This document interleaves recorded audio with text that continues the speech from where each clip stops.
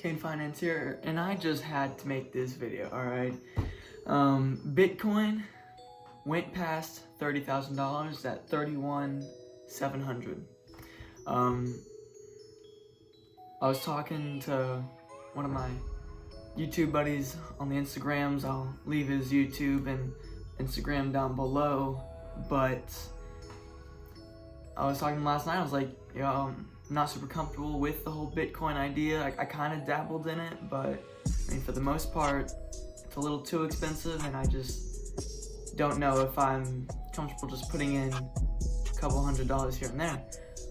But I was thinking about it because I'm always thinking about numbers in my head. I'm always having little market analysis during work or something. I'm changing a tire and I'm like, oh, what if I did this? So pretty much, this is how I'm gonna start buying into Bitcoin. As soon as it drops down a little bit, then we'll talk about it. Or then I'll put some more in. So this is kind of a really hands-on approach when you're buying a stock. I mean, it's all hands-on, but this is like really deep in the kind of day trader mindset, right? They're always watching the market, they're watching this stock, they're seeing the catalyst move up and down. So with Bitcoin and with any other stock, give yourself a weekly allowance for the really high-end expensive stock, and then whenever on the daily, whenever it drops, let's say it drops 2%, 5%, put in what it lost. And now with Bitcoin, it loses like $7,000 in a day. Obviously don't put that in there. Try to match it reasonably. So let's say you have $100 and it drops down $7,000, put in 70. And then for the remainder of that week, if there's another big red day, go ahead and add that one in there. And you can do this over weeks, over months, over years, and eventually get to the point where you have one share of Bitcoin, Amazon, Berkshire Hathaway, Google, all these huge stocks. Tesla even at one point, I mean, they had that stock split, but I mean, this is one of those ways. And with Bitcoin, it's a little harder just because it's super volatile, but you can always track the day. And so if it's below that opening amount on that day, kind of put in a little bit. Just depending on the percentages, I'd say kind of wait till it's below 2.5%.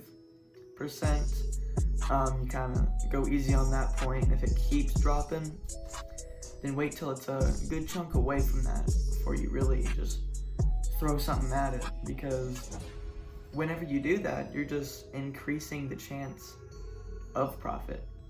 And so one of my main concerns was, all right, if I put $200 or $300 into Bitcoin one day, even though it's down, it can still go down. But if you kind of spread out the $200-300 and maybe put 50 in at a time throughout the week or throughout a couple weeks, then your chances of profit and then chances of losing money are a lot lower than just throwing it all at once. And it's kind of like the saying, don't put all your eggs in one basket.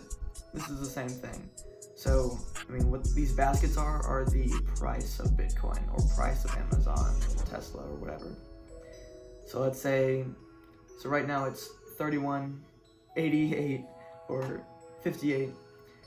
And just a second ago it was 31,700. So it's super volatile right now.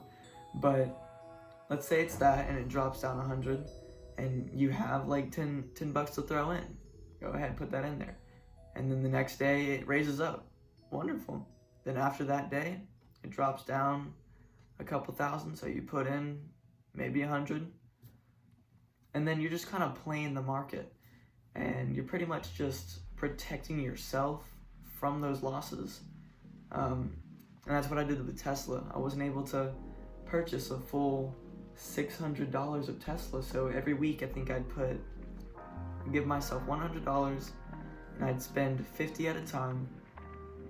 And it truly didn't have any red days, so I took my best bets, and whenever it did dip below the line, I would put in that 50, put in the other 50 the next day, and currently I'm sitting at 1.5 shares.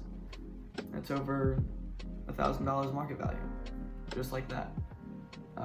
14% growth because I played the market.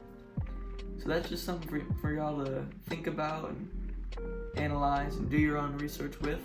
And if this is your first time watching, go ahead and watch them other videos. I think there's a lot to learn from my other content. Also, Jay's content, leave his links and information down the description area. And if you haven't already, subscribe, hit that like button, comment down, tell me what your favorite stock is, favorite blue chip stock. Other than that, y'all have a good day. Peace.